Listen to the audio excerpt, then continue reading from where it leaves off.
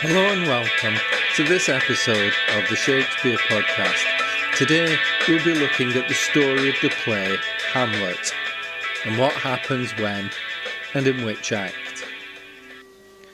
The play opens on the battlements of Elsinore Castle, the place where most of the action of the play takes place. The soldiers are on watch and they're nervous because they've been seeing a ghost. And then, of course, a ghost appears. Horatio tries to get the ghost to speak, but the dawn approaches, the ghost leaves, and Horatio says he's going to have a chat with young Hamlet. And we cut to a wedding scene, a procession, music. King Claudius makes a speech. His brother hasn't been dead long, but he's marrying his sister-in-law, his dead brother's wife, and his nephew Hamlet's mother. Well, what family doesn't have its problems? Claudius sends Cornelius and Voltimand to speak to young Fortinbras's uncle, in the hope the uncle can stop the new King Fortinbras from trying to get the lands back that his father lost to Claudius's brother. Notice that the old King Hamlet won these lands in combat, but Claudius is trying a diplomatic solution. Shakespeare is starting to emphasise the difference between the two brothers, something that's going to continue throughout the play.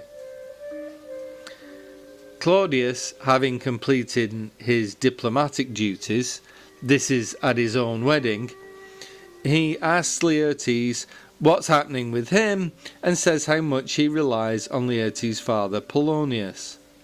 Laertes is leaving for France and Claudius gives him permission to do so. Finally, and lastly, he speaks to Hamlet, who is dressed in black for a wedding. Claudius comments on Hamlet's inappropriate outfit. But Hamlet doesn't bother talking to Claudius. When his mother tries to smooth things over, he snaps at her.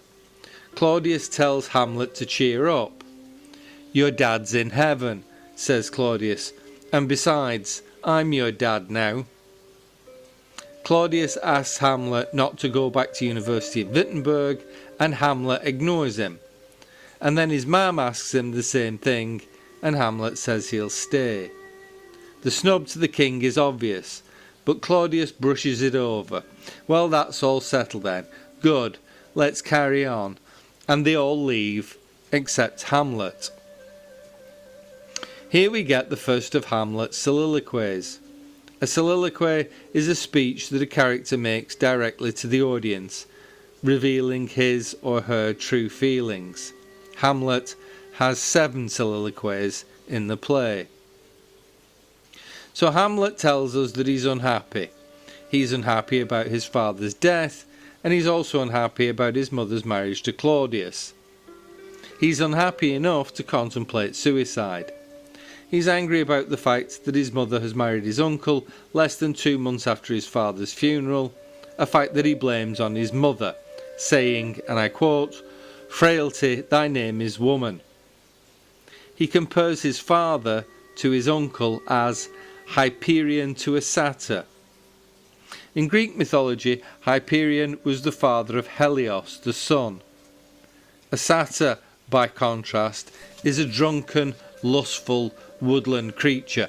In Roman mythology, a satyr is depicted as being half man, half goat. Hamlet's father is a god, his uncle a randy woodland creature. The sexual reference, of course, is important because it'll resurface in Act 3, Scene 4, when Hamlet confronts his mother Gertrude. Hamlet is going to continue being unhappy for the rest of the play. Please notice that this speech comes before Hamlet knows anything at all about the ghost. At this point, Hamlet's friends arrive and he greets them very warmly. There's a contrast here to his behaviour to Claudius and Gertrude and his behaviour with his friends. He seems to greet them with genuine affection. Hamlet tells them that the roast meats at his father's funeral, became the cold meat salad at his uncle's wedding. Horatio tells Hamlet that Marcellus and Bernardo have seen a ghost on their watch on the battlements. The ghost is dressed in armour. He looks a lot like the old King Hamlet. Horatio tells Hamlet the story, and Hamlet says he'll join them that night to see if he can speak to the ghost. Scene 3 is Laertes and Ophelia. Laertes is leaving to go back to college, and he warns his sister about her affair with Hamlet. Laertes warns Ophelia not to take it seriously because Hamlet is a prince. He doesn't get to choose who he marries. He doesn't marry who he wants because, as Laertes points out, quote, "For he himself is subject to his birth." Laertes says that people might get the wrong idea. They might think that Ophelia is a bit of a tart. But Ophelia replies that she knows what she's doing and that Laertes needs to learn the same lessons himself. Polonius, their dad, arrives and says, "Are you still here, Laertes? Here's just a few points for you to think about while you're away at university." He then gives Laertes a long list of things that he should do and how he should behave. Polonius sounds long-winded and boring, but in fact his advice is very good. Laertes says goodbye and leaves, and Polonius wants to know about Ophelia's relationship with Hamlet. So Ophelia gets it in the neck from her brother, and then gets it even worse from her father. Ophelia says Hamlet's been nice to her, and Polonius flies off the handle. Ophelia is, quote, "a green girl, unsifted in such perilous circumstance," and that she's going to make Polonius look foolish. Ophelia says that Hamlet has behaved honourably, but Polonius is not convinced, and he forbids Ophelia from ever talking to Hamlet ever again. Ophelia says that she will obey her father. And then straight to scene 4, where we're back on the battlements with Hamlet and his mates waiting for the ghost to arrive. In the background off stage, we can hear King Claudius, who's enjoying himself with drinking and feasting. Hamlet doesn't approve of his behaviour. Suddenly, the ghost appears. Hamlet wonders if the ghost is from heaven or from hell. The ghost beckons him, and Hamlet's friends don't want him to go, but he does anyway. Notice that Hamlet is held back from his friends, but he commands them to let go and even threatens them with violence. His will is to follow the ghost, and he can't be stopped because, as he says, my fate cries out. In the final scene of Act 1, Hamlet and the ghost sit down and have a chat. This is what the audience has been waiting to see, and Shakespeare, of course, gives the audience what they want. It turns out that Hamlet's dad was murdered by Hamlet's uncle, and the ghost doesn't have much good to say about the marriage between Claudius and Gertrude. Claudius is, quote, "that incestuous, that adulterate beast," and Gertrude is, quote, "the most seeming virtuous queen." And the ghost points out that many people who look and behave virtuously actually, quote, "prey on garbage." The ghost tells Hamlet the story of the murder, but he's very explicit in telling Hamlet to leave his mother alone. The ghost leaves as morning starts to dawn. Hamlet's not happy.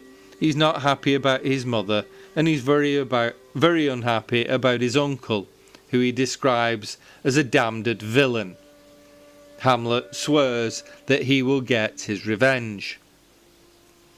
Enter Hamlet's friends, who want to know what's happened. Of course, we as the audience have seen what's happened. Hamlet answers them in a distracted fashion. Is this perhaps the beginning of Hamlet's madness? But he gets them to swear that they will tell no one about what's happened that night. Notice that Hamlet's friends are forced to swear 3 times, just as St. Peter does in the Gospels when he denies Christ. Hamlet is behaving strangely and talking in riddles. His friends are worried about him. But Hamlet makes light of it, saying, quote, "There are more things in heaven and earth, Horatio, than are dreamt of in your philosophies." After all, he's just been talking to a ghost.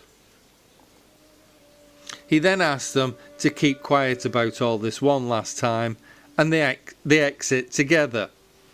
So at the end of Act 1, we the audience know the secret that Hamlet's friends have to keep. Horatio and the rest are not supposed to say anything about what's happened, but we the audience, we've seen it. So for the rest of the play, Gertrude, Claudius, Laertes, Ophelia, Polonius, they don't know anything about the scene that we've seen between Hamlet and the ghost. So to sum up the first act, we start on the battlements and see the ghost. There's a wedding procession and a speech, and we finally hear from Hamlet.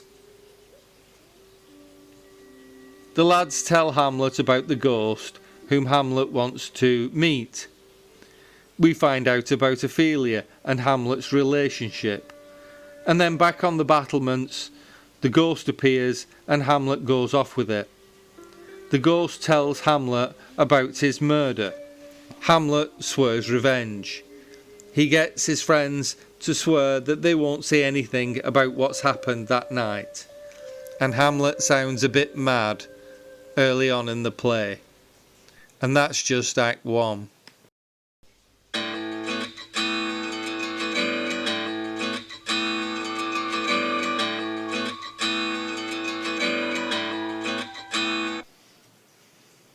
If you think Hamlet is in a tight spot and this scene is too heavy, then like and subscribe to this channel to find out how much heavier this whole thing is going to get.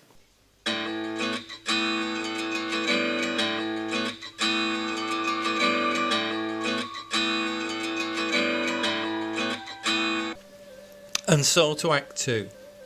If Act 1 was pretty heavy, Act 2 starts out much lighter. Act 2 begins with Polonius and Rinaldo. After the scene with the ghost, this scene is much lighter, maybe even comedic in tone. Polonius is going to send money to Laertes at university, but then instructs Rinaldo to spy on his son, and even attribute certain flaws to Laertes that are untrue, in order to try and get people to speak badly of Laertes, to find out what Laertes is really like at university. The scene shows Polonius to be pompous and long-winded. He uses Latin words when he doesn't need to. But he's also quite nasty. He suggests that his son might be visiting a brothel. His double standards in the way he treats Laertes and Ophelia is quite apparent. But the overwhelming sense here is one of paranoia, which is a theme that pervades the whole play. People spying on each other, people listening to other people's conversations, people lying outright or pretending to be something they're not. What's Laertes really like at university? Polonius is being deceptive, but then so is Hamlet and Claudius and Gertrude and Rosencrantz and Guildenstern and Laertes and so on. In this story, almost nobody is to be trusted.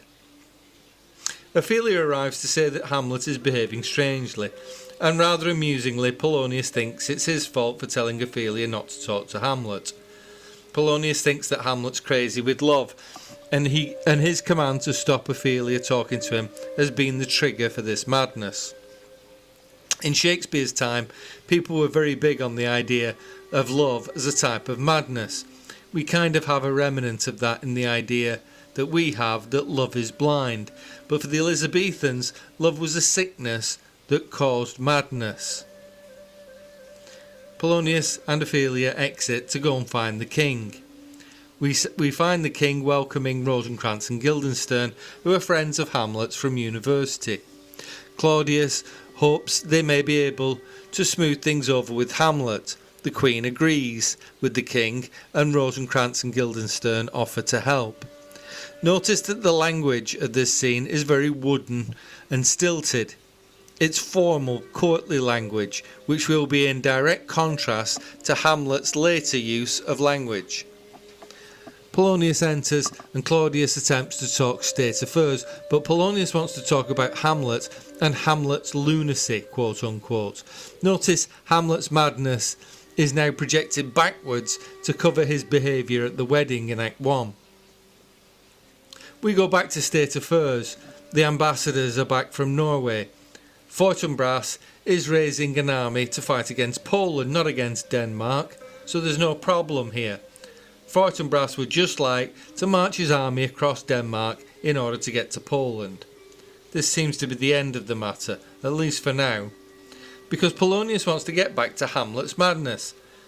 Notice it's Polonius who pushes the idea that Hamlet's behaviour is madness, whilst Polonius himself sounds pompous and foolish and long-winded.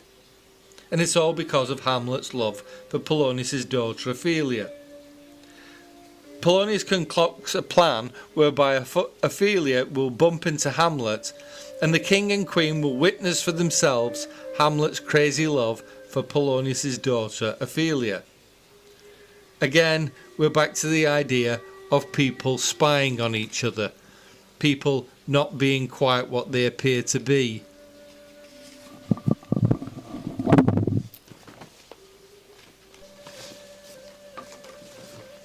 Enter Hamlet, reading a book. Hamlet says that Polonius is a fishmonger.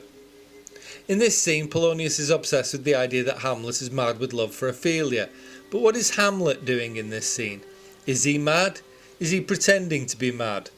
Or are his answers to Polonius sarcastic and to the point? He casts aspersions on Polonius being, quote, an honest man. Polonius is a fishmonger with a daughter.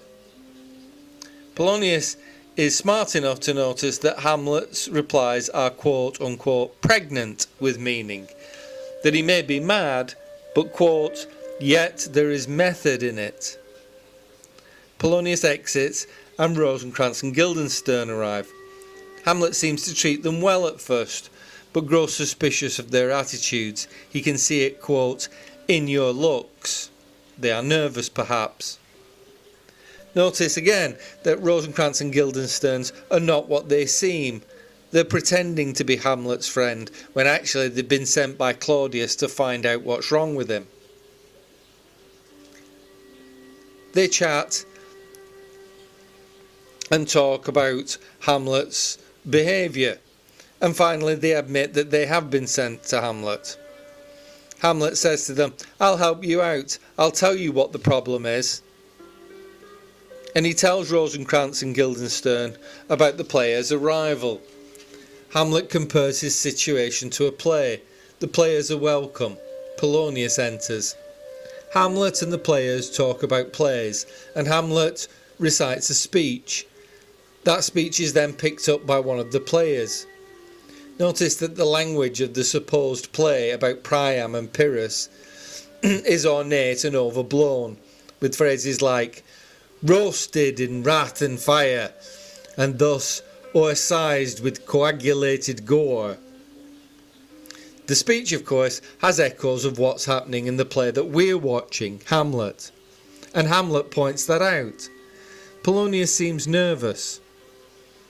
Hamlet tells Polonius to look after the players, and that tomorrow they will perform a play called The Murder of Gonzago. Everyone leaves, and the act ends with Hamlet's soliloquy, the one that begins, "Oh, what a rogue and peasant slave am I." Hamlet laments that he spends too much time talking, that he should be getting his revenge. He accuses himself of being a coward and a whore. But maybe, just maybe, the ghost is evil and only pretending to be his father. After all, everybody in this play appears to be pretending to be something that they're not. And the soliloquy ends with the line that the play, The Murder of Gonzalo, will, quote, catch the conscience of the king. What's most interesting about Act 2 is how much it contrasts with Act 1. If Act 1 is heavy with supernatural ideas and the ghost and the afterlife, Act 2 is much lighter and concerns itself with love and madness and theatre. This contrast, of course, is going to be very important for Act 3, which will come up in another podcast. But for today, I'd like to thank you for listening. This is the end of this episode of the Shakespeare podcast, and we'll see you next time. Thank you.